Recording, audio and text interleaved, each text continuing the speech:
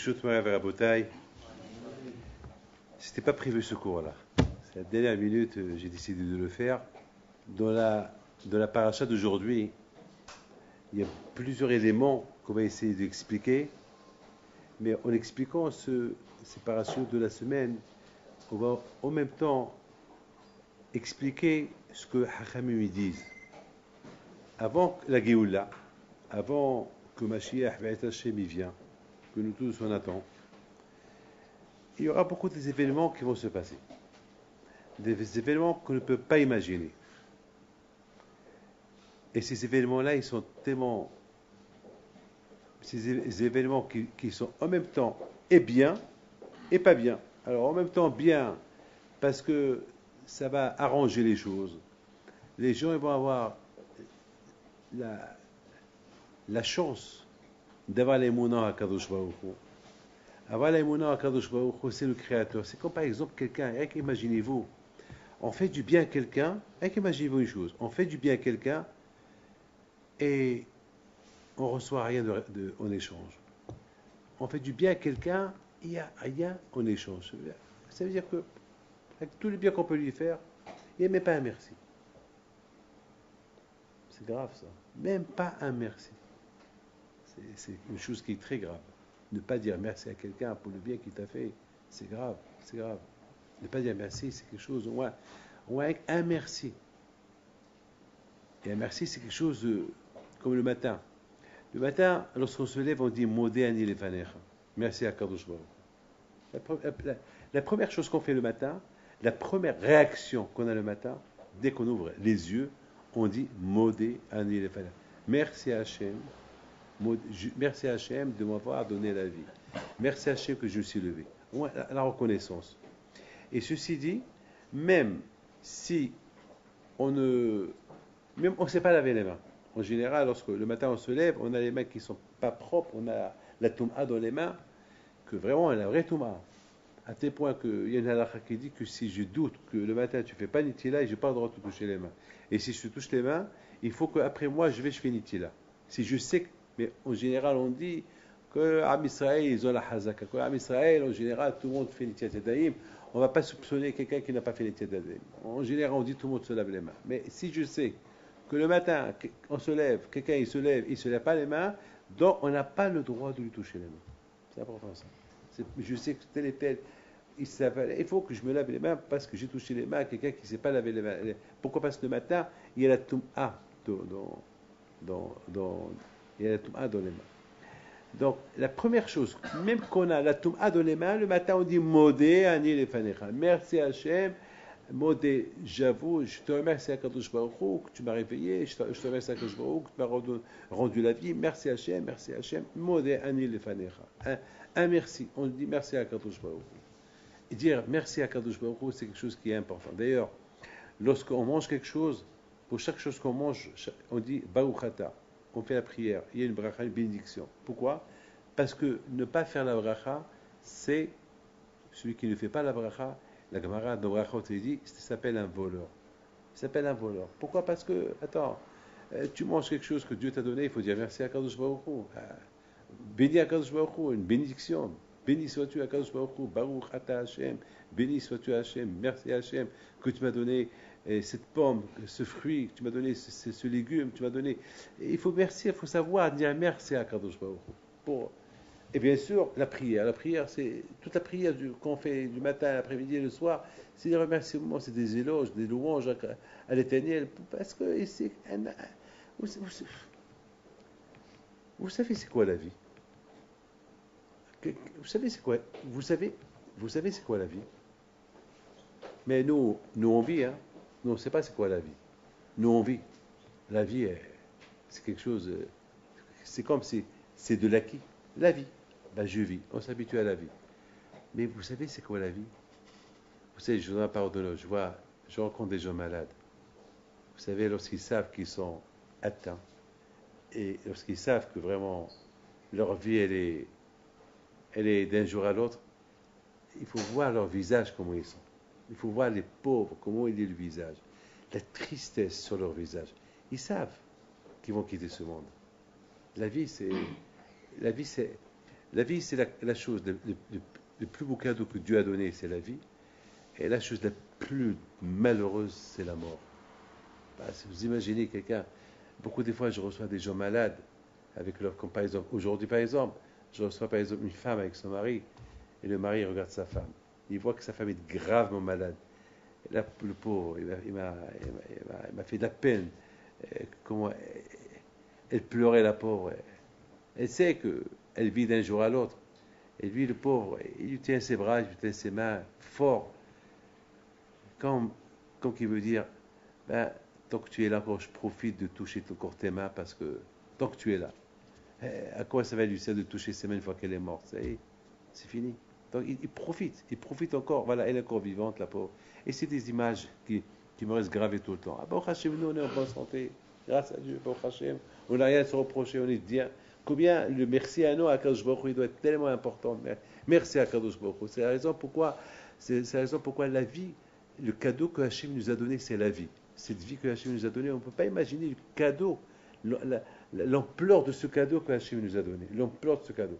Bien sûr, quelqu'un qui est déprimé, quelqu'un qui a une dépression, il voit dans ce cadeau rien du tout. Il voit un cadeau, parce que la vie, elle n'a pas d'importance pour lui, la vie. Pourquoi? Parce qu'il est malade. Il est malade. Il est malade. Et il ne peut pas apprécier la vie. Mais on parle en général, un homme normal, la façon comment il apprécie la vie. Et c'est ça, mes amis. Merci à Kadosh Baruch Hu pour chaque instant qu'il nous a donné. Merci. C'est la raison pourquoi depuis le matin, l'après-midi, le soir, on dit chaque fois merci, Modé, merci, Baruch, béni sois-tu Hachem pour le manger que tu nous as. Merci Hachem, encore des zélos, du matin au soir. Pourquoi? Parce que la vie, elle n'a pas de prix. La vie, elle n'a pas de prix. Il y a un homme très très important, je ne peux pas dire son nom, qui était atteint d'une grave maladie, et il m'a dit, Rabbi David, c'est rien que je pouvais acheter la vie, je pouvais acheter un an.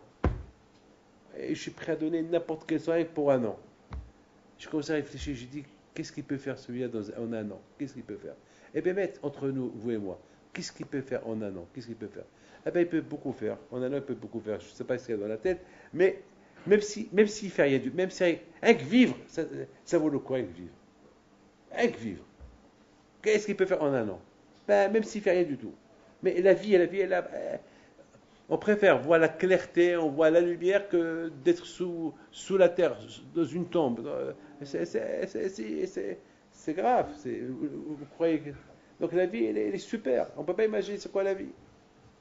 Donc combien on doit dire merci à Kadosh Baruch Hu pour cette belle vie qu'il nous a donnée. Si Dieu veut, le Mashiach, il va venir. Les choses, ils vont s'arranger. Je ne sais pas comment vous expliquer les choses, ils vont s'arranger. Quelque part, il y aura la vraie vie. Il n'y aura pas la vie avec des souffrances, la vie avec des chagrins. Il n'y aura pas des guerres. Enfin, ça c'est notre croyance, ça c'est notre émouna. Notre foi aujourd'hui, elle est basée sur l'avenir. Notre foi d'aujourd'hui, elle est basée sur l'avenir. Elle est basée sur le passé, elle est basée sur l'avenir. Elle est basée sur le passé parce qu'on appartient à Abraham, Yitzhak et Yaakov, qu'on les appelle Haïvrim, on les appelle les passés, ceux qui ont vécu au passé. Et on vit le présent, le passé, et bien sûr l'espoir de l'avenir. Que l'avenir soit meilleur. Meilleur. Et quand cet avenir-là va être meilleur, bien sûr, le Mashiach il va venir. Et c'est ça l'émouna que nous avons. Maintenant, malheureusement, avant que Mashiach il vienne, il y a des Gemarot. Il y a le Talmud. Il nous rapporte plein de choses. Il nous ramène par exemple les choses par exemple, la terre va se réchauffer. C'est ce qu'on est en train de voir. C'est extraordinaire. La terre, elle chauffe. La terre, elle chauffe. Un réchauffement de terre. Les montagnes de neige, de glace qui fondent. On voit vraiment des... Par exemple, il y a une Gemara qui dit dans Sanhedrin, Pnei Adok et Pnei Kelev. La génération de l'avenir, eh ben, elle sera une génération qu'ils auront le visage d'un chien. C'est quoi le visage d'un chien? Pourquoi le Talmud il utilise le mot chien? Eh ben, nos sages ils expliquent que le chien il n'a pas honte. Le chien il n'a pas honte. Mais de l'autre côté, Le chien, il reconnaît le bien qu'on lui fait. Le chien, tu lui donnes à manger, tu lui sauves la vie, il te suit, il donnera sa vie pour toi. Le chien est très connu qu'il est reconnaissant. Il est très reconnaissant, le chien. Écoutez bien. Alors, tout à l'heure, je vous ai expliqué que notre problème d'aujourd'hui, c'est la reconnaissance. Que la, tout, tout notre truc à nous aujourd'hui, le système humain, il est basé sur quoi? Sur modéani. Il est basé sur la reconnaissance. Reconnaître le bien qu'Hachem il fait avec toi. C'est tout. Reconnaître. Et reconnaître et lui dire merci. Reconnaître et lui dire merci. Merci à Kadosh Baruch Hu. Merci à Hachem. Toda Rabba. On donne un gâteau à quelqu'un, on donne l'argent à quelqu'un, il te dit Toda Rabba. Merci bien. Tu sauves la vie à quelqu'un, il n'y a pas de mots à dire. Il n'y a pas de mots à dire. Alors nous, Hachem, il nous sauve, il sauve la personne chaque instant, chaque seconde. Chaque seconde, l'homme, il est sauvé. Quand je vois qu'il sauve l'homme, chaque instant et chaque seconde. Donc, on ne peut même pas imaginer combien on doit dire merci à Kadosh Baruch Hu. Et c'est inimaginable, inimaginable. Donc, mais de l'autre côté, avant que Mashiach va venir, la génération de Mashiach, elle aura malheureusement, son comportement, il va être celui de manque de la honte. Pas d'honte. On va voir que la belle-fille va se révolter contre sa belle-mère. La belle-mère qui va manquer de respect à sa belle-fille. C'est pas moi qui dis ça, c'est sa camarade qui dit ça. La belle-fille qui va pas frapper sa belle-mère. Ah oui, la belle-mère qui va frapper sa belle-fille. Il n'y aura plus d'honte dans la rue. Il y aura du vol. La Torah, elle va être à l'oubli. Les gens, il y aura trop de guerre. La terre va se réchauffer. Mais surtout, il n'y aura pas la honte. La honte. Vous vous rendez compte, c'est quoi ça? Il n'y aura pas la honte. Alors d'un côté, on nous parle du chien. La génération, elle va ressembler au chien. Or, on sait que le chien, il reconnaît le bien qu'on lui fait.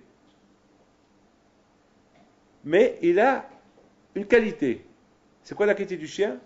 Il a une très bonne qualité, qui est la reconnaissance. Mais d'autre côté, il a aussi une autre mauvaise qualité, qu'il n'a pas honte. On est azpanim. Il n'a pas honte. Devant son maître, il va faire ses besoins. Devant son maître, il va avoir une chienne qu'elle passe. Il va faire n'importe quoi. Il n'a pas honte. Le chien, il n'a pas honte. Il n'a pas honte. Le comportement du chien, c'est vraiment azot panim. Il n'a pas honte. Eh bien, la génération de Mashiach va être comme ça. Elle va avoir une qualité de ne pas avoir honte. Mais de l'autre côté, le chien, il est mieux que cet être humain. Pourquoi? Parce que moi, le chien, il a la reconnaissance du maître, alors que l'être humain, il n'a pas la reconnaissance du maître. Non seulement qu'il n'a pas la reconnaissance du maître, mais aussi il ne se comporte pas, il ne se comporte pas comme un chien qui a la reconnaissance du maître, que l'être humain, il n'a pas la reconnaissance de Dieu, mais il a pris ses valeurs qui sont mauvaises, le manque de honte. Vous savez,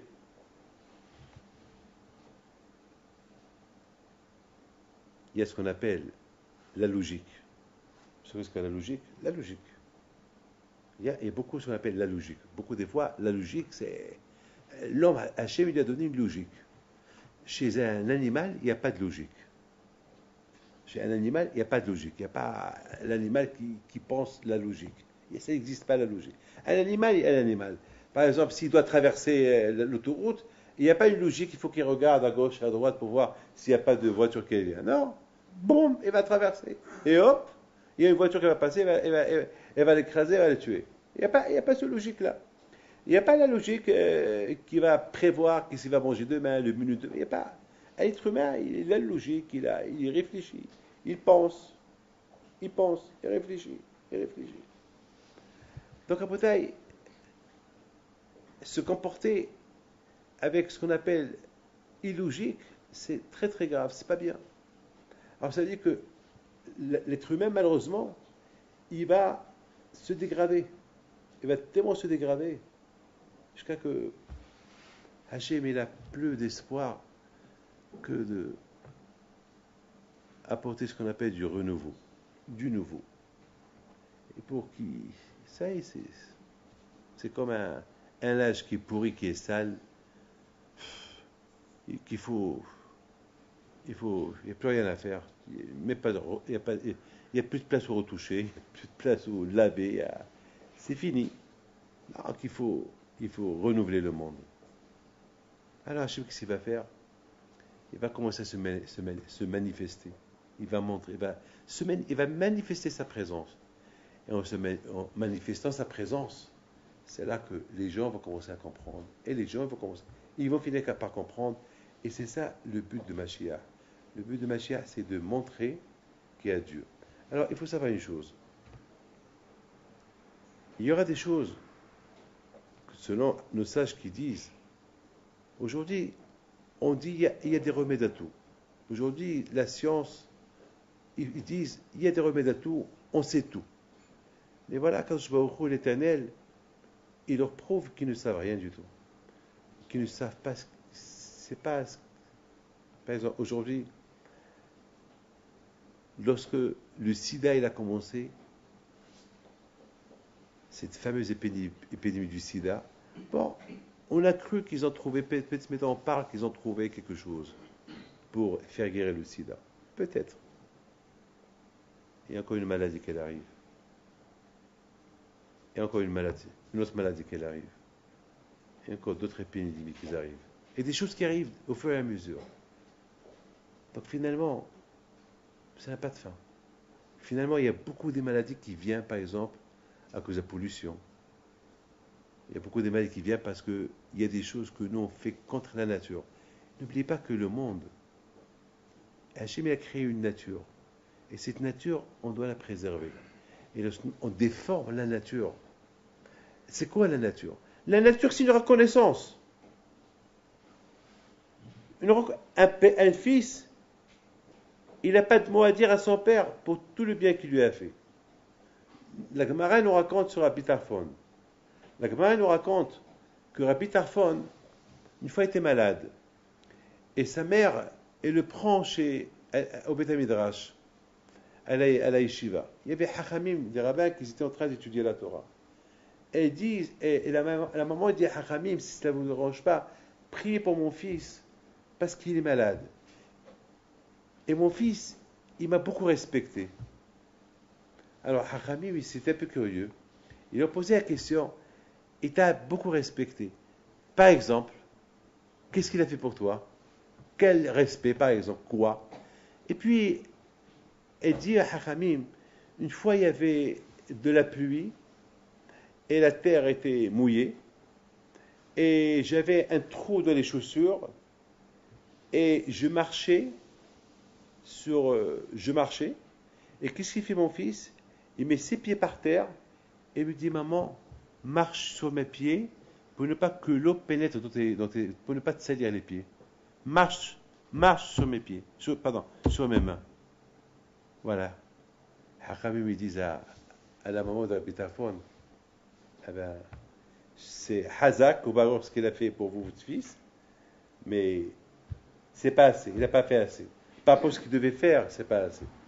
C'est-à-dire qu'il n'y a pas de limite au remerciement de maman.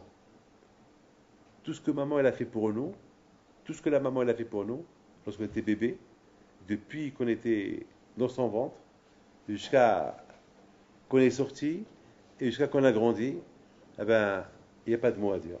Il n'y a pas de mots à dire. La maman, il n'y a pas de mots. D'ailleurs, à tel point que c'est tellement important le respect des parents, que le respect des parents, non seulement il faut le respecter pendant leur vie, mais même après leur mort.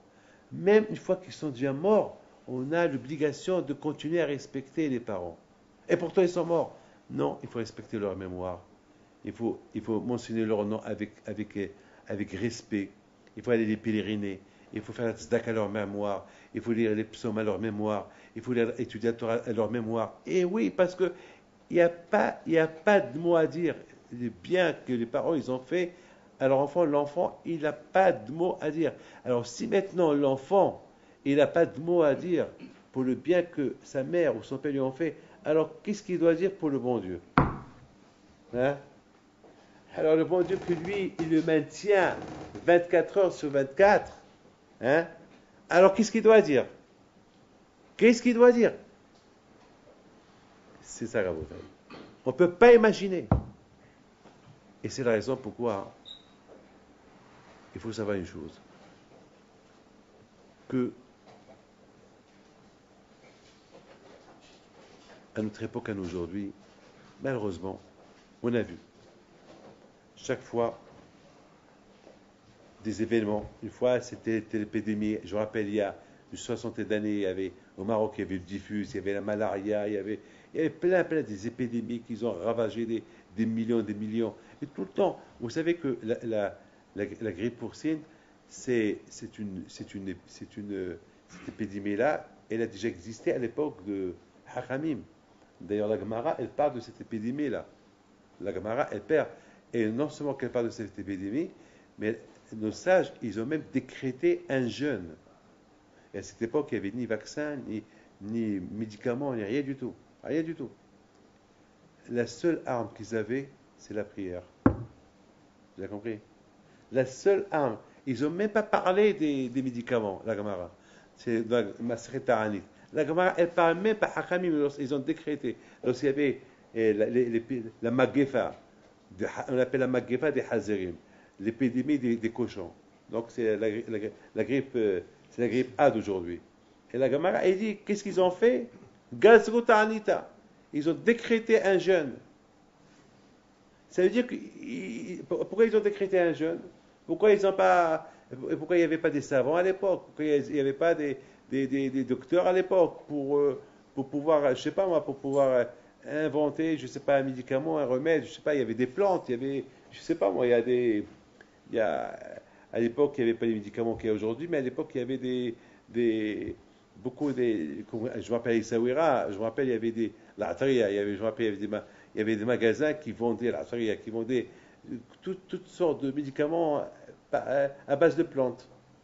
Oui, jusqu'à la myopétie, mais c'est pas en Gilu, c'est carrément d'ailleurs jusqu'à maintenant.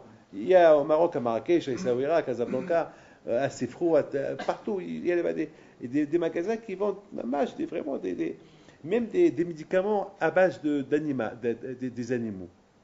Des médicaments qu'aujourd'hui, il faut des médicaments avec des animaux, mais jusqu'à maintenant, il y a des lézards secs, il faut couper un petit morceau pour le mélanger avec tel et tel. Il y a par exemple une ségoula, par exemple, pour certains femmes qui n'ont pas des enfants. Ben, ils prennent, comment ça s'appelle, euh, la- le foie du lapin, et le brûler jusqu'à qu'il devient charbon, et prendre le charbon et le mélanger avec de l'eau ou du vin et le boire. Et c'est cachère. C'est pas tarif. C'est pas tarif. Pourquoi? Parce que tout ce qui est tarif, pourquoi c'est tarif? Parce qu'il a un goût.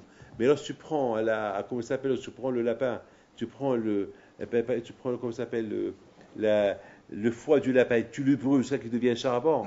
Et ça y est, c'est du charbon. Tu manges pas le lapin, tu manges pas le foie du lapin, tu manges du charbon. Dans quel goût? Il n'y a même pas un goût. Donc et en plus c'est Hachamim pour vous dire que donc on voit que Hachamim à l'époque ils n'ont pas fait des recherches de médicaments, non, ils ont décrété. Il y a il y a eu beaucoup de maladies à l'époque à l'époque il y a 1000 ans, 2000, 3000, 4000 ans, beaucoup de maladies, mais Hachamim ils n'ont pas décrété, parce que pour décréter quelque chose, pour décréter un jeûne, il faut quelque chose c'est grave. Donc, à mon avis, avant que Mashiach il vient, on voit Akadosh Baruch Hu, quelque part, c'est pas, il démontre, c'est une démonstration. J'existe. Moi, qu'on m'a mis de côté, j'existe. Moi, qu'on m'a mis de côté et je maintiens à faire vivre l'humanité, j'existe. Je suis là. Alors, tant qu'on lui donne le dos, alors Akadosh Baruch Hu, il nous réveille. Il réveille le monde. Alors, au départ, qu'est-ce qu'on est en train de faire? On essaie d'inventer un remède. Mais à la fin, lorsqu'il n'y a pas de remède, qu'est-ce qu'on fait? On a compris qu'il faut maintenant commencer à prier. Vous savez, il y a beaucoup des fois des gens, une fois que vraiment c'est fini pour eux, c'est là qu'ils viennent chez les rabbins. C'est là qu'ils viennent à la synagogue. C'est ce qu'on appelle la dernière adresse. Voilà, la dernière adresse. Au départ, ils essaient par tous les moyens de trouver des solutions. Une fois, il n'y a pas de solution. Combien de fois, il y a quelqu'un que j'ai crié il y a 2 semaines. J'ai dit, mais tu es malade depuis 1 an. Pourquoi tu n'es pas venu me le dire? Au moins avec une bracha. Vous savez qu'est-ce qu'il me dit? Qu'est-ce que vous pouvez faire? Je dis, pourquoi tu viens maintenant? Ah, parce que maintenant, aujourd'hui, ils ne peuvent rien faire, alors là, tu vas chez moi. Ah, parce que tu as cru que les médecins, c'est eux qui peuvent faire. Et pourquoi tu viens maintenant? Ah, voilà. Ça veut dire que, voilà, ça veut dire que maintenant, ça y est, tu n'as plus rien à faire. Maintenant, ça y est, maintenant tu reconnais, c'est moi ton dernier adresse. Alors, mon fils, il faut prier. Il faut revenir vers Hachem. Voilà. Il y a quelqu'un qui est venu chez moi par son fils. Il s'est marié avec une femme, bon, je parle, une femme qui a fait trop de choses, enfin, une femme qui, c'était pas, c'est toujours les guerres, toujours. Elle manque le respect avec tout le monde, elle frappe tout le monde, elle jette sur tout le monde. Et le père, il vient chez moi me dire, comment faire pour s'en débarrasser d'elle? Je lui dis, pour le moment, c'est elle qui va se débarrasser de vous. Hein. Pour le moment, c'est elle qui va se débarrasser de vous, c'est pas. Je dis, mais attends, mais il faut savoir la raison pourquoi elle veut se débarrasser de vous. Avant de dire tu veux te débarrasser d'elle, il faut chercher la source. Il faut chercher la source. C'est facile de dire je te divorce. Ah, c'est facile de dire je divorce. Ah, combien de fois j'entends ce mot-là, je divorce. Ah, c'est facile de le dire. Et qui va souffrir à la fin? C'est les enfants, les pauvres. Qui va souffrir? C'est les enfants. Qui va souffrir? C'est les enfants. C'est tellement facile de le dire. Mais beaucoup des fois, il faut aller à la source. Très bien, tu veux divorcer. Mais pourquoi? Lorsqu'on entend les raisons à eux, les raisons du divorce, je vous donne la parole d'honneur, tellement bidon, je rigole. Je dis, tu sais, un chien n'aurait pas divorcé sa femme. Un animal, il aurait pas, un pigeon n'aurait pas quitté sa chemin. Je dis, c'est pas possible. C'est bidon. C'est quoi ça? Mais réfléchis un peu. Mais à force de lui crier, ça le choque. Il réfléchit. Il dit, bon, alors, qu'est-ce qu'il faut faire? Parce que l'homme, l'être humain, il ne réfléchit pas. Si on utilise la réflexion, on utilise la sagesse que Dieu nous a donnée, il n'y aura ni guerre, il n'y aura rien du tout. Il y aura vraiment la vraie fraternité, la vraie ahdout. Le monde, il sera un monde extraordinaire. Il n'y aura pas de jalousie, il n'y aura rien du tout. Parce que tout cela, ça ajoute à rien. Déjà, le bonheur de l'humanité, c'est lorsqu'on reconnaît qu'il y a un maître dans le monde. C'est tout. Une fois qu'on reconnaît ça, le bonheur est déjà fait. Le bonheur de l'humanité, c'est lorsqu'on reconnaît qu'il y a un maître, il y a un créateur. Ça y est. Lorsqu'on dit il y a un créateur, il y a un maître, ça, c'est fini. Tout le reste, c'est bidon. Ça y est, après, tout rentre dans l'ordre. Tout rentre dans l'ordre. Il faut savoir une chose. Si Hachamim, nos sages, à leur époque, il y a 2000 ans, ils ont décrété un jeûne et des prières pour la grippe porcine, c'est que ils ont vu qu'il n'y a rien, il n'y a pas de remède. C'est qu'il n'y a que la prière. C'est tout. Il n'y a pas de médicaments, il n'y a rien. À leur époque, peut-être, ils n'ont pas trouvé un moyen pour faire guérir.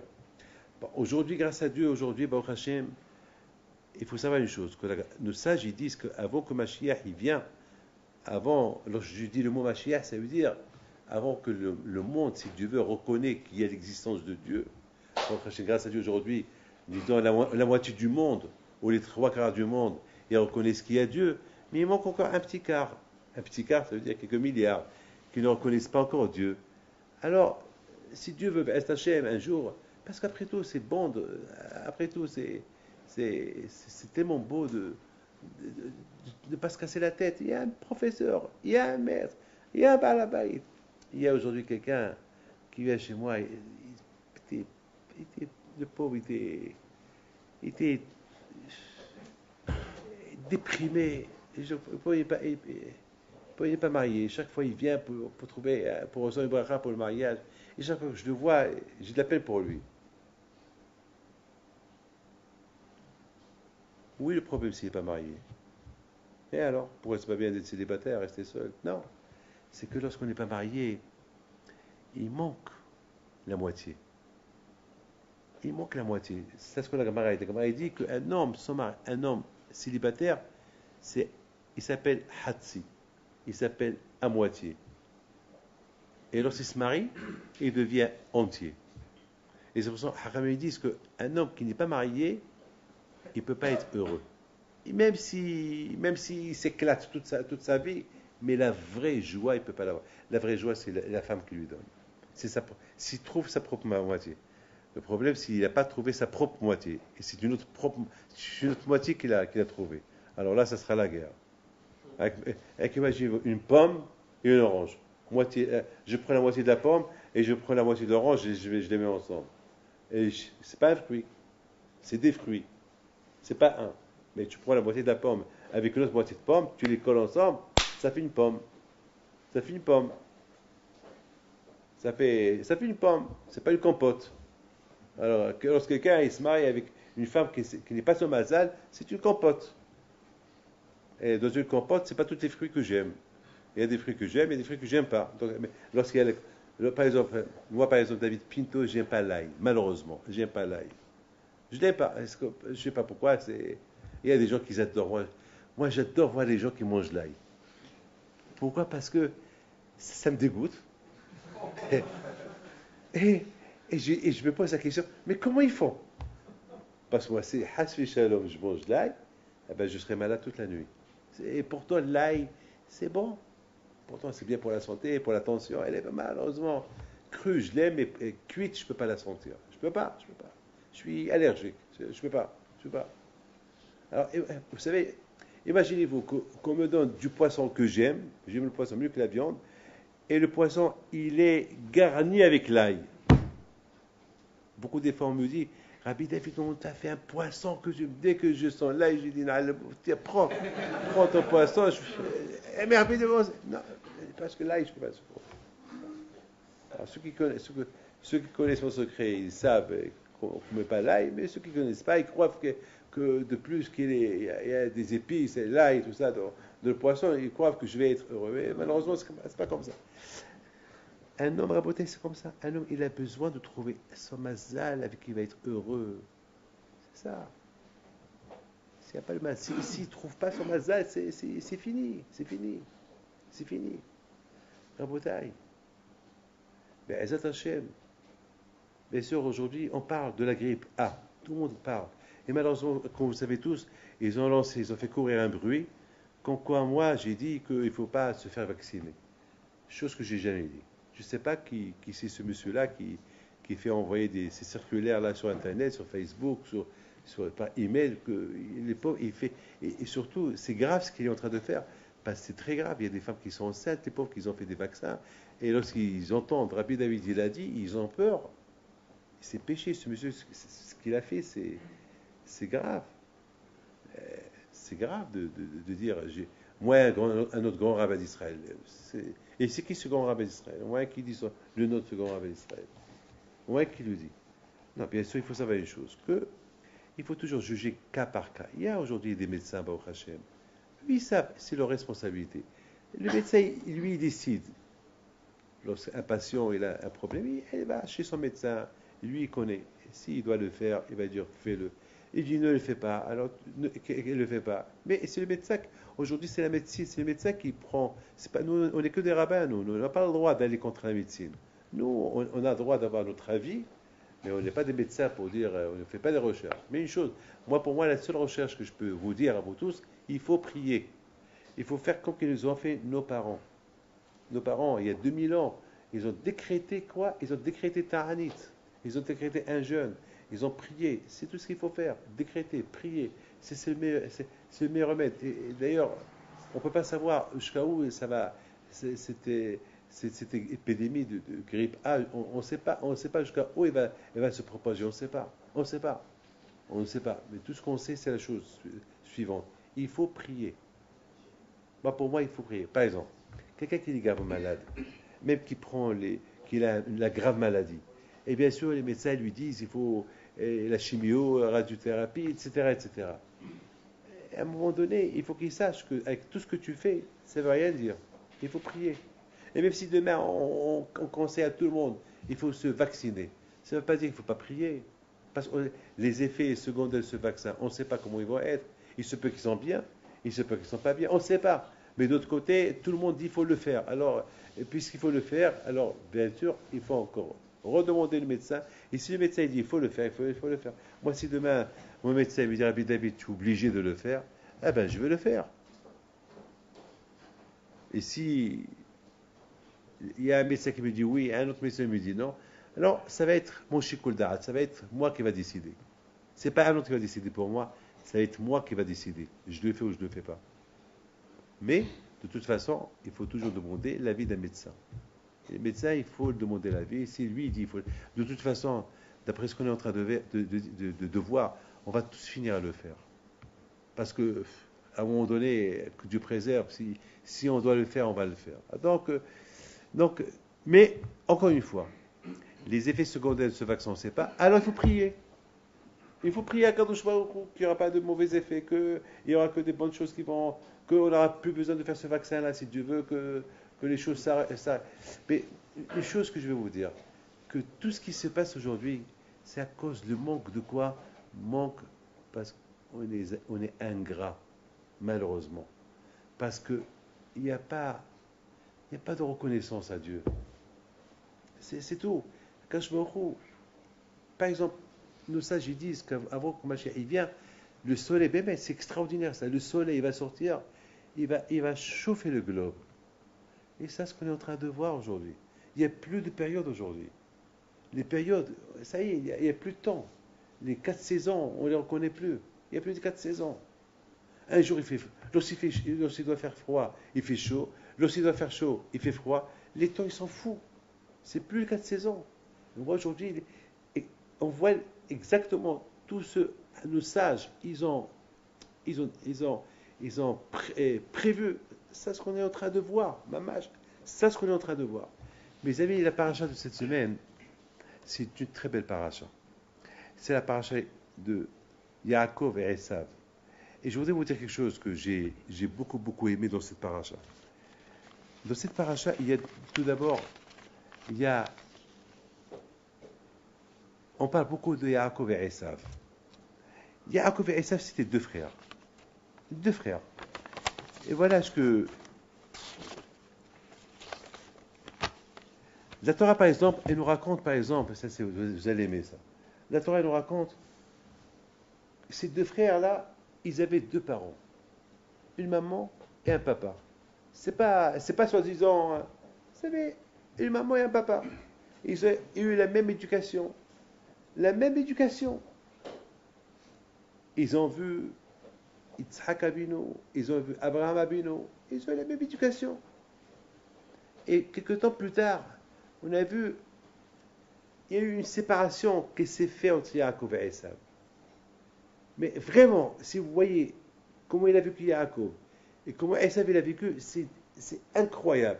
Esav, il a vécu contrairement à comment Yaakov il a vécu. Alors que Yaakov était un tzaddik, que Yaakov était vraiment un homme proche de Dieu, tout le temps dans la Torah, tout le temps faisant des mitzvot, faire du bien, le respect des parents. On a vu que Esav c'était complètement le contraire. Complètement le contraire de Yaakov. Mais qu'est-ce qu'on a vu? On a vu que Yaakov, écoutez bien, il a passé une expérience super. Laquelle? Il est parti habiter chez son beau-père, un rachat, qui s'appelle Laban. Il a vécu chez lui 22 ans, il est resté chez lui. Et Laban, c'était vraiment le rachat d'Ershaïm. C'était un vrai rachat. Un mauvais, un voleur, un gangster. Vraiment, un malin. On n'a pas il n'y a pas de mots à dire sur lui. Et Yaakov, il a vécu chez lui. Et Yaakov, il est resté Yaakov. Il n'a pas changé. La même vie qu'il a vécue chez son père Yitzhak, cette même vie, il a vécu chez Lavan. Il n'a pas changé. Et pourtant, le Rambam, il dit que selon l'environnement, on s'adapte. On habite à Paris, eh ben on devient des Parisiens. Ben, on habite à Lyon, on devient des Lyonnais. On s'adapte à la vie de Paris. On s'adapte à la vie. On habite avec des gens bien, on est bien, même si on est mauvais. On habite avec des mauvais, eh ben, on devient mauvais. Même si j'étais bien, habiter avec des mauvais, on devient mauvais. Et on voit ici, Yaakov, c'est le contraire. Il a vécu chez son père, était tzaddik. On aurait pu dire, parce que son père c'était tzaddik. Et après, on a vu que lorsqu'il est parti habiter chez Laban, son beau-père qui était un rachat, on a vu qu'il est resté un tzaddik. Et le contraire, c'est là-bas qu'il a eu les 12 tribus. Et c'est là-bas qu'il leur a donné une éducation des tzaddikim. Et tout, Shiftiya et tout Israël. Les enfants de Yaakov, c'était des tzaddikim. Et où ils ont grandi? Quelle nationalité ils avaient? Les enfants de Yaakov Abino? Eh bien, si on devait... Ils étaient des Irakiens. Ben, c'était la région de l'Irak, de l'Arabie Saoudite, là où Yaakov il a eu les 12 tribus. C'était pas des Juifs. C'est pas en Israël qu'ils sont nés. Ils sont nés en dehors d'Israël. Et à l'époque, cette région, ils étaient des idolâtres. Aujourd'hui, ils croient en Dieu. Mais à l'époque, ces régions-là, comme la terre de Canaan, comme partout, les gens, ils étaient idolâtres. Donc, Yaakov Abinu alav shalom, non seulement qu'il n'a pas pris de Laban, mais il a éduqué ses enfants à être des tzadikim. Et Esav, qu'il est resté avec son père, le tzaddik, il est resté rachat. C'est la folie. De là, vous apprenez quoi? De là, vous apprenez que l'homme ait choisi son identité. L'homme, il choisit son avenir. C'est l'homme qui choisit qu'est-ce qu'il veut être. C'est l'homme qui choisit qu'est-ce qu'il veut être. Bien sûr, nous les rabbins, on est là pour l'aider, pour vous aider, pas plus. Mais il nous manque votre coopération. Quand quelqu'un est venu chez moi à Miami, il me dit, Rabbi David, je ne crois pas en Dieu. Je dis, ah bon? Quelle déclaration? Ah, il me dit, mais vraiment, je ne crois pas. Pouvez-vous me prouver? Je lui dis, en une minute, tu veux que je te prouve qu'il y a Dieu? Il me dit, oui. J'allais lui donner une gifle. J'allais frapper. Parce que je suis moi, David Pinto, j'ai 59 ans, et je découvre Dieu chaque jour. Et toi, tu me dis que je te prouve en une minute. Comment je vais... Moi, jusqu'à maintenant, j'ai 59 ans, et chaque jour, je découvre. Je ne le connais pas encore. Mais je sais qu'il est. Je sais qu'il existe. Mais je le découvre. Et toi, tu me dis, tu veux que je te fais découvrir en une seconde. Je dis, ah, tu vois? Je dis, tu vois quoi? Je lui dis, mon fils, tu es têtu avec toi. Je dis, écoute-moi, je vais t'enfermer dans une maison, pendant 2 jours, tu ne vas pas manger. Je t'apporte à manger. Tu vas réfléchir si tu vas manger ou pas. Tu vas sauter sur le manger. Pourquoi? Parce que tu sais que sans manger, tu meurs. Ah ben, je lui dis, moi, sans la foi en Dieu, je suis inexistant. Je ne me vois pas une seconde sans avoir la foi en Akadosh Baruch Hu. Le sage, il donne une image extraordinaire. Le poisson. Un poisson, tu lui enlèves de l'eau, qu'est-ce qui va lui arriver? Il va mourir. Eh ben, tu prends l'homme, tu l'enlèves de la Torah. Eh ben, il est vivant, mais au niveau spirituel, il est mort. Et la question que je vous pose, comment Esav, il est resté rachat, il habite avec les tzadikim, il est resté rachat. Lorsqu'il est parti, il a déménagé de chez ses parents, il est resté rachat, il est devenu pire. Alors que Yaakov Abinu, alav shalom, on a vu que chez Yaakov Abinu, le contraire. Lorsqu'il était chez ses parents, il était un tzaddik, et lorsqu'il a quitté ses parents, il est parti chez Laban, et il est devenu là-bas encore plus tzaddik que ce qu'il était avant. Im Laban Garti, j'ai habité avec Laban, et j'ai respecté les mitzvot. Comment on peut expliquer ça? Eh bien, de là, mes amis, on apprend que à Kol B'di Shamayim, tout dépend du ciel. La santé, le mariage, l'argent, trouver une maison, trouver une femme. Tout ce qu'on veut, ça dépend de Dieu. On dit, si Dieu veut, Be'ezat Hashem. Tout ce qu'on veut, on dit Be'ezat Hashem. Sauf une chose, la crainte de Dieu. La crainte de Dieu, elle ne vient pas de Dieu. Il faut que toi, tu la cherches. Toi, il faut la découvrir. On ne t'aide pas. Mais pour ça, il faut la volonté. Pour ça, il faut la volonté. S'il n'y a pas la volonté, eh ben, si un homme, il veut rester têteux, il veut rester sur ses positions, il ne découvrira jamais Dieu. Une fois, j'ai dit à quelqu'un, c'est quoi rester sur les positions? Quelqu'un qui fait la bourse et qui reste toujours sur les mêmes positions, il y a toujours un risque. Parce qu'il peut, si la bourse, elle monte, le fait qu'il est resté dans ces positions, il continue à grimper, il continue à gagner de l'argent, mais de l'autre côté, il perd. Pourquoi il est resté dans ses positions? Pourquoi il ne s'est pas positionné un peu plus? Pour tripler et doubler son chiffre d'affaires. Le fait qu'il a gardé la même position, la même somme depuis un an, chaque jour, elle monte, mais s'il a 10%, eh ben, il ne gagne que 10%. Mais s'il double, si encore il rend la bourse, il la triple, ben, il va gagner 10 fois plus. Ben, c'est ce qu'on demande. Sinon, il y a un autre risque, que la bourse peut tomber, il peut tout perdre. Il peut tout perdre.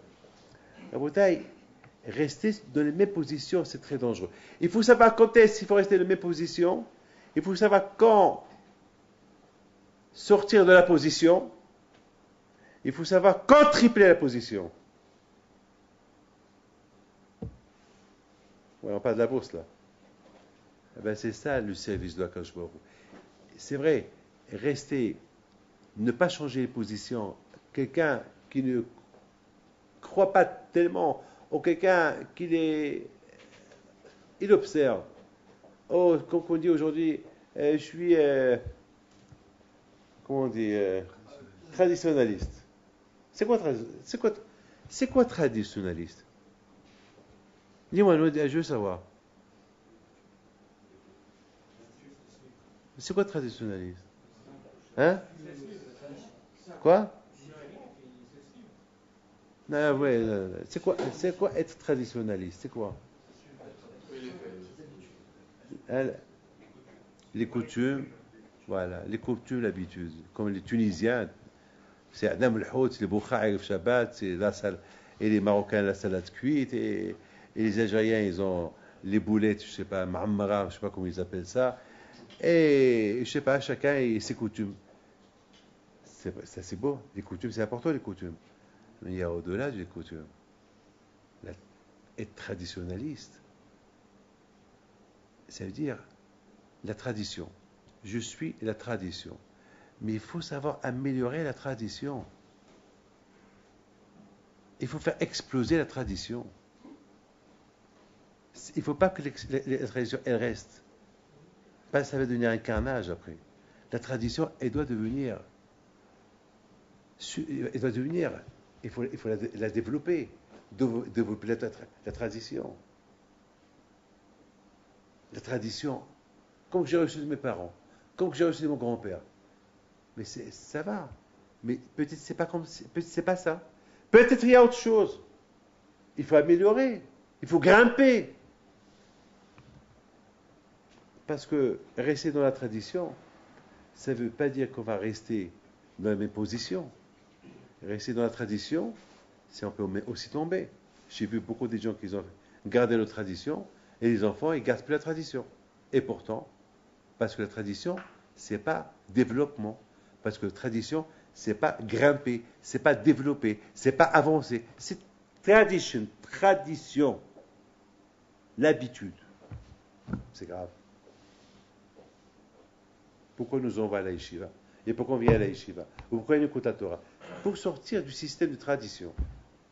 S'améliorer. Améliorer notre tradition. La développer. Et c'est toujours la tradition. C'est toujours le contraire. C'est ma tradition.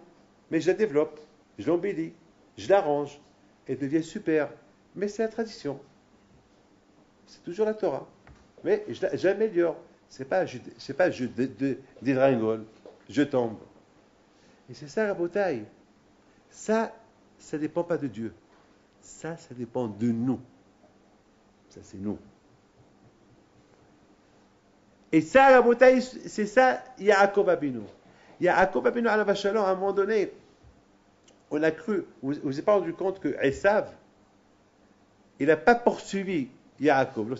Yaakov, il a volé les prières, les brachot, les prières à Esav. Esav, il s'est énervé, il a dit, je vais le tuer. Très bien. Est-ce qu'il a tué? Est-ce qu'il a tué? Il n'a pas tué. Pourquoi il n'a pas tué? Pourquoi il n'a pas tué? Il s'est dit, de toutes les façons, Yaakov, il est parti chez qui? Chez Laban. Et Laban, c'est un rachat. Yaakov, là-bas, il va tomber. Au niveau spirituel, il va tomber. Pourquoi tu veux que je le tue? Allez. Et si il devient rachat, alors il perd quoi? Il perd quoi? Il perd les brachot. Les brachot et bénédictions que papa lui a donné, il lui a donné uniquement s'il y a Kol Yaakov, s'il y a la voix de la Torah. Mais puisqu'il va là-bas, il va être là-bas chez Laban, et là-bas il va sombrer dans la tradition de Laban, et là-bas il va dégringoler, et là-bas il va pas étudier, là-bas il va suivre le système. Et une fois qu'il va suivre le système, c'est fini. C'est fini. Donc il va mourir au niveau spirituel. Donc c'est pas fait que je le tue. C'est pas fait que je le tue. Donc il n'a pas tué. Non, il n'y avait pas le Facebook à l'époque, il n'y avait pas l'Internet, il n'y avait pas le téléphone, il n'y avait rien du tout. Donc il y a ça dans sa tête, Yaakov, ça y est, il est déjà tombé. Soudainement, il reçoit des messagers. Yaakov qui arrive, il dit à Essa, mon frère, tu crois que je suis tombé, je suis devenu rachat, tu l'as pensé? Non, je suis toujours tzaddik. Quand j'étais chez mon papa, je suis resté le même chez Laban et je me suis même amélioré, j'ai progressé, je suis plus que j'étais avant. Youli, et j'ai des garçons, et mes enfants sont tzadikim, et j'ai marié 4 femmes, et les 4 femmes ils se couvrent la tête, ils sont tzadkaniyot, ils sont ça. Waouh, waouh, waouh,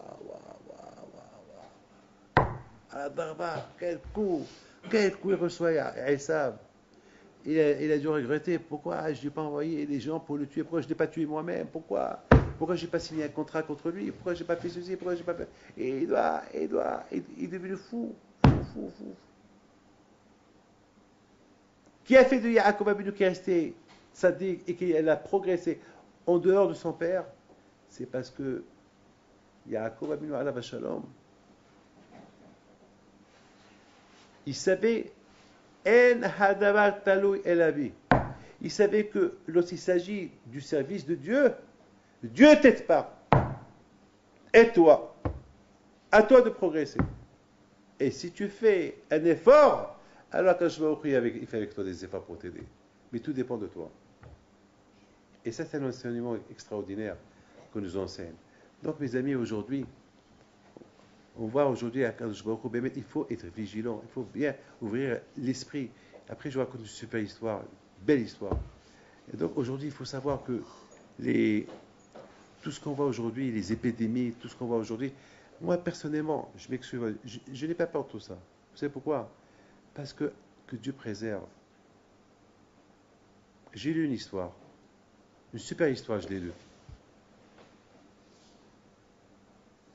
Il y avait un juif. il est parti en Israël. Il a quitté Israël, il est parti aux États-Unis. Et il, il- il avait rendez-vous avec quelqu'un de très important là où il y avait les deux tours qui sont tombées en septembre. Les, the, the- the Twin Towers. Et le taxi n'est pas venu. Il s'est énervé. L'affaire du siècle, il devait signer avec une compagnie au 50e étage. Il, il essaie. Il y avait un taxi qui l'arrête, il le regarde. Il dit non, non, I'm not going there. Il y avait un qui l'a encore. Il a dit je vais là-bas, mais je ne veux pas te prendre. Et là, dis-moi qu'elle a commencé à l'insulter. Pourquoi tu ne me prends pas? Il n'a pas voulu le prendre. Et un quart d'heure plus tard, il a entendu ce qui s'est passé. Bien sûr, il a dit merci à Kadosh Baruch. Et tout le monde qui l'appelle, parce que tout le monde savait qu'il avait rendez-vous là-bas. Il appelait tout le monde. C'était dur d'avoir les téléphones parce qu'il y avait le crash des téléphones et ça ne marchait plus. Et parce qu'il est parti à pied, il voyait de propres yeux les tours qui tombent, qui s'effondrent. Et finalement, il retourne en Israël. Bien sûr, il a fait une grande fête. Et un an plus tard, il est mort dans un attentat. Un attentat suicide, il est mort là-bas. Ça a choqué tout le monde. Il a été sauvé. Il a eu la vie sauve à New York. Et là où il devait se sentir le plus en sécurité en Israël, c'est là-bas qu'il est mort. Comment comprenez-vous ça? On ne comprend pas. Mais il y a des choses que nous, on ne pourra jamais comprendre. Il se peut qu'il y avait là-bas un message qu'on lui a lancé du ciel. Il y avait que, moi je ne connais pas sa vie. Peut-être lui seul, il devait capter ce message-là. Tu vois, on t'a sauvé ta vie, alors fais gaffe, fais attention. Et je ne sais pas, je ne connais pas bien son histoire. Je ne peux pas vous dire, je ne peux pas le juger. Je ne peux pas vous dire. De toute façon, il doit être Gan Eden, bien sûr. Donc, vous voyez que c'est la chose que je suis en train de vous dire. Il faut savoir une chose, que lorsqu'on voit, il y a des épidémies, on voit des choses qui arrivent aujourd'hui, il faut savoir une chose, il faut faire tes chevaux. Il faut faire tes chevaux. Il faut prier. C'est tout. Parce que n'oubliez pas une chose, on peut se vacciner, et on peut échapper à la grippe A, et il peut avoir la grippe B, ou la grippe C, ou une grippe, je ne sais pas quoi, une grippe qu'on ne connaît pas encore, qui n'est pas encore venue. On ne sait pas, il faut attendre, je ne sais pas quoi, que Dieu préserve. Alors j'étais avec cette histoire, il y avait une fois Rabbi Haim Pinto, mon grand-père à la Shalom, une fois, lorsqu'il avait 44 ans, ou 47 ans, il y avait une épidémie à Essaouira. Il y avait le diffus. Et Rabbi Haïpito, mon grand-père, la Shalom, il allait de maison en maison pour visiter les malades. Il leur apportait confort, il leur apportait à manger. Et les gens lui ont dit, Rabbi Haïm, cette maladie, elle est contagieuse. Tu peux être contaminé. Et Rabbi Haïpito, la Shalom, il a dit, et qui va les aider? Alors, si chacun, il va pas aller, il a dit, ils ont besoin. Et cette maladie-là, il fallait de l'eau, il fallait être propre. Et Rabbi Haïpito, la Shalom, il faisait, il faisait tout pour apporter son soutien à ces gens-là, qui étaient atteints. Bon, Hachem, mais bien sûr, il a sauvé les gens, hein. Il bénissait les gens, il apportait le confort. Et un jour, il avait la fièvre, et le médecin, lorsqu'ils ont été presque mourants, et le médecin, il a dit, il est atteint, il faut s'éloigner de lui, il faut se laver, il faut, il faut le mettre en quarantaine, et peut-être dans les heures à venir, il va mourir. Et voilà, ils sont venus à la Hebra Kadisha, de loin, ils ont commencé à faire Shirachirim, et ils ont commencé à lire des psaumes, et les lire, et toute la vie d'Issaouira, ils sont venus pour, euh, pour rendre dernier hommage à Rabbi Haïm Pinto al-Bashar. Cette histoire, elle s'est passée il y a une centaine d'années. C'est Rabbi Haïm Pinto qui est enterré à Casablanca. Et voilà, Rabbi Haïm Pinto al-Bashar, à un moment donné, ils ont commencé à faire Shema Israël, Shema Israël. Et Rabbi Haïm Pinto al-Bashar, il ouvre ses yeux, Il fait un grand sourire, un grand sourire. Il se lève. Il dit à tout le monde, allez, cherchez à qui faire à Israël. Moi, j'ai encore 26 ans à vivre. Allez, lâchez-moi. Allez, rendez-vous samedi soir. Samedi soir, venez, on va chanter un peu, on va faire les pilotés. Et bien, Estachem, cette épidémie-là, elle s'arrête là. C'est fini. Le dernier mort, il n'existe pas. Il n'y a plus de mort. Et l'épidémie s'est arrêtée. Ça, c'est mon oncle. Rabbi Meir Pinto, Allah Shalom, il me l'a raconté 2 jours avant qu'il est mort, à Casablanca. J'avais 29 ans. Et il me dit, Rabbi Meir Pinto, le samedi soir, tout le monde est venu pour écouter la Abdallah de Rabbi Pinto. Alors les gens, ils lui ont posé la question, Rabbi, mais tu étais mourant, tu étais presque mort. On a l'expérience, on est des Havra Kadisha, on connaît tous les simanim de la mort. Et tu as fait tous les simanim, et même les simanim qu'on ne connaît pas, tu les as fait. Ça veut dire pour nous, tu étais un mort. Qu'est-ce qui s'est passé? Tu as ouvert tes yeux, tu as fait un grand sourire, et tu t'es levé, et tu es sorti. Et la mort, elle s'est arrêtée. Qu'est-ce qui s'est passé? Tu as dû rêver quelque chose. Il a dit, écoutez, il y a 2 choses. Lorsque j'étais en train de mourir, mon grand-père, Rabbi Pinto le Grand, il est venu à côté de moi, il a commencé à prier à Hachem. Hachem, mon petit-fils, il est malade, pourquoi? Parce qu'il a été contaminé. Pourquoi il a été contaminé? Parce qu'il a sauvé des gens, parce qu'il aidait les gens. Il n'aurait pas aidé ces gens-là, il n'aurait pas été contaminé. Et pour ça, tu veux qu'il meure? Il n'y a que les tzadikim qui peuvent parler comme ça avec Akadosh Baruch Hu.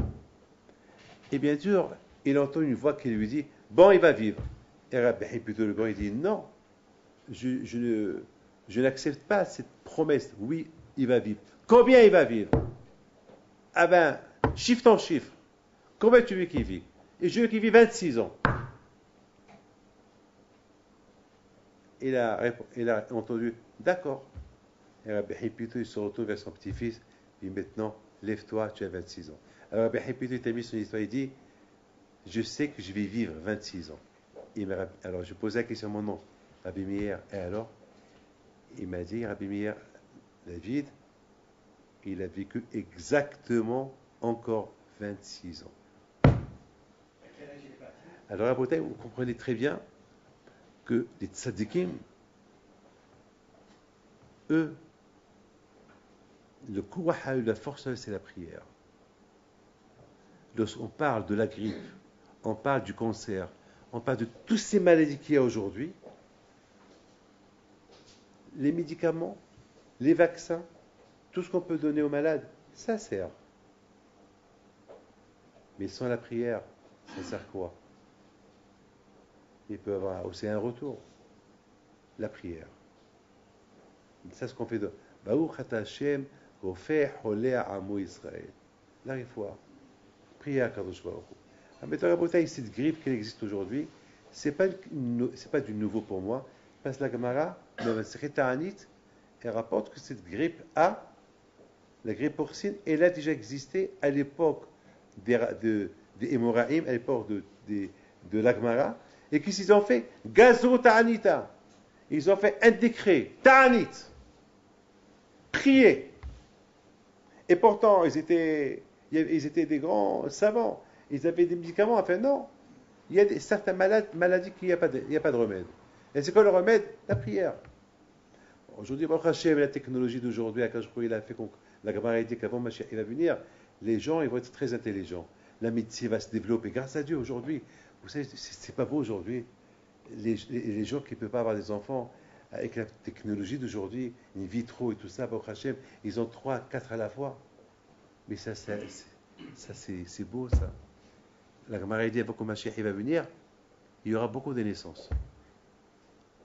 Mashiach ne vient pas jusqu'à que tous les âmes qu'il y a sous le trône céleste, ils viendront dans ce monde-là. Comment voulez-vous qu'il vienne? Si maintenant Mashiach va venir demain, admettons, ou il va venir la semaine prochaine, il y a 1 million d'âmes là-haut, comment il va faire? Eh bien, avec cette technologie qu'il y a aujourd'hui, chaque femme va accoucher 4, 5, 6 à la fois. Et Et voilà, et tous ces millions de dames qui vont venir. La bataille, je termine avec les deux Kadosh Baruch Hu. Il ne faut pas avoir peur, il faut pas avoir peur, il ne faut pas hashu shalom, que Dieu préserve, il ne faut pas hashu shalom être stressé, comme il y a beaucoup de femmes qui sont enceintes, ils ont fait des vaccins, ils ont peur, il n'y a rien à avoir peur, il faut prier à Kadosh Baruch Hu si Dieu veut, il faut suivre les conseils des médecins, et bien Hachem et surtout il ne faut pas y croire. Si on vous dit non, il ne faut pas se vacciner, il faut demander l'avis de votre médecin. Il faut demander l'avis des médecins. Maintenant, comme j'ai dit, il y a ceux qui sont pour, il y a ceux qui sont contre. Alors s'il y a ceux qui sont pour, alors à vous de décider votre. Mais moi, personnellement, je pense qu'un jour, on va tous finir à le faire. Donc, que Dieu fasse, qu'on le fait ou on ne le fait pas, si Dieu veut, que cette épidémie et s'arrête et qu'il n'y aura pas encore d'autres épidémies qui vont la suivre et que Mashiach il vient avec la raison.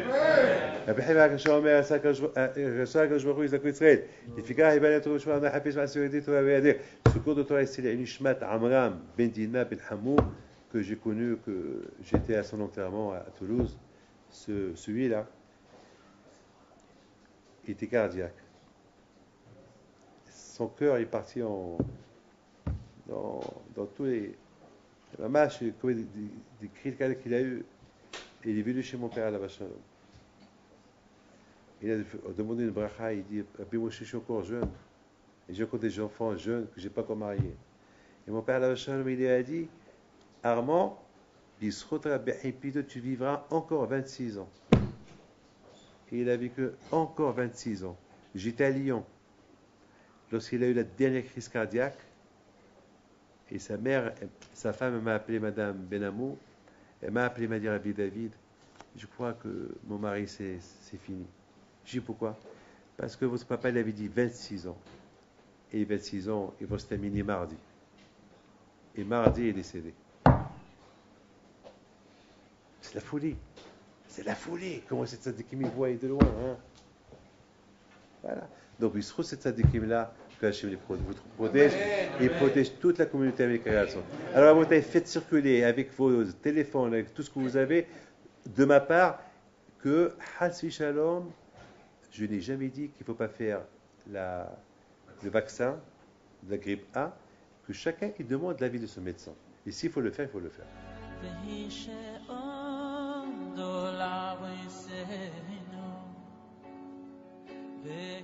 Une bracha pour tout le monde.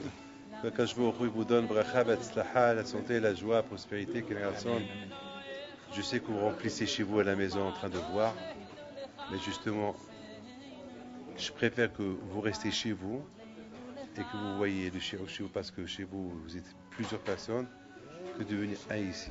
Donc je préfère que tout le monde faire diffuser le cours de mercredi soir. Chaque mercredi soir, diffuser à tout le monde de voir le cours. Le mercredi soir, au moins, vous voyez un film. Un film de Torah. Donc il ne faut pas avoir peur. On parle du vaccin, pas vaccin. Demandez à votre médecin. Le médecin, il sait.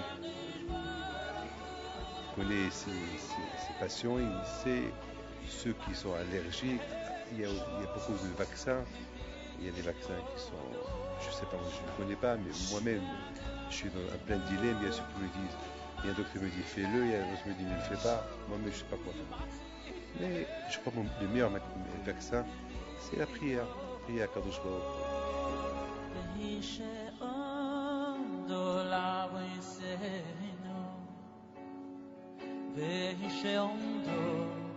לבסנו ולנו שלא יחוד בלבוד ומעדו לנו לך נשאנו